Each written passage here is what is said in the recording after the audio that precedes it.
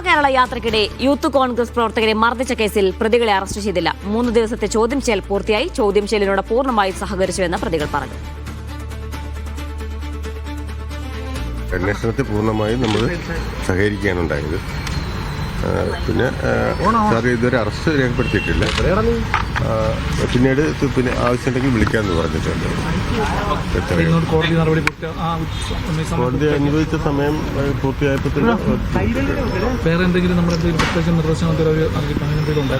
ഇല്ല, പ്രത്യേകിച്ച് ഒന്നും പറഞ്ഞിട്ടില്ല. സാറ് ആവശ്യമുണ്ടെങ്കിൽ വിളിക്കാമെന്നാണ് പറഞ്ഞിട്ടുണ്ട്. ശരി ശരി. ഫൈസൽ അസീസ് ചെയ്യുന്ന വിശദാംശങ്ങൾ നൽകാനായി. ഫൈസൽ, ഇന്നും അറസ്റ്റില്ല. അറസ്റ്റ് നീളാനാണോ സാധ്യത? ചോദ്യം ചെയ്യാൻ ഇനിയും വിളിപ്പിക്കാൻ സാധ്യതയുണ്ടോ?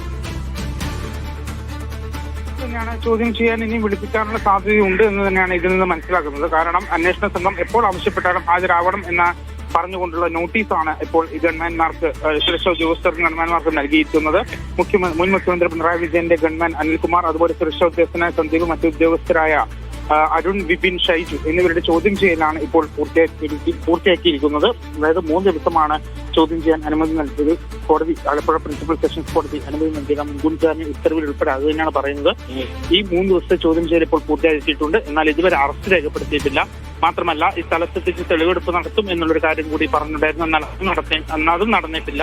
മറിച്ച് തിരിച്ചറിയൽ പരേഡ് നടന്നിട്ടുണ്ടായിരുന്നു. ഈ പ്രതികളെ 5 പേരെയും ഈ 3 പേരും, അതായത് അന്ന് മർദ്ദനമേറ്റ ആലപ്പുഴ MLA AD തോമസ്, പിന്നീട് അന്ന് മർദ്ദനമേറ്റ ആലപ്പുഴ MLA AD തോമസ്, അതുപോലെ യൂത്ത് കോൺഗ്രസിന്റെ സംസ്ഥാന സെക്രട്ടറി അജിത് ജോൽ കുര്യാക്കോസ്, അന്ന് ദൃശ്യങ്ങൾ പകർത്തിയ പ്രധാനപ്പെട്ട സാക്ഷി ജോജി, ജയ്ഹിന്ദിന്റെ ക്യാമറമാൻ ജോജി തുടങ്ങിയവർ ഈ പ്രതികളെ തിരിച്ചറിഞ്ഞിട്ടുണ്ട്. ഏതായാലും അറസ്റ്റൊന്നും രേഖപ്പെടുത്തിയിട്ടില്ല. മറിച്ച് ഇനിയും ചോദ്യം ചെയ്യാനുള്ള സാധ്യത കൂടിയുണ്ട്. ശരി, ഫൈസൽ അസീസാണ് വിവരങ്ങൾ നൽകിയത്.